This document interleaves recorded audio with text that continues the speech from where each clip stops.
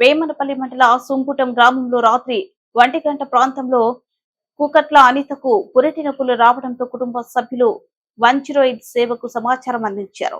సమాచారం అందుకున్న Kotapalli 108 ambulance driver హుటాహుటిన హాస్పిటల్ కి తీసుకువెళ్తుండగా మార్గ మధ్యలో పురిటినొప్పులు ఎక్కువ కావడం గమనించిన 108 అంబులెన్స్ ఏఎంటీ షహబాజ్ సతీష్ కి అంబులెన్స్ ల ఆపమని చెప్పి మలన్పేట్ ఫారెస్ట్ లో సుఖప్రసవం చేశారు.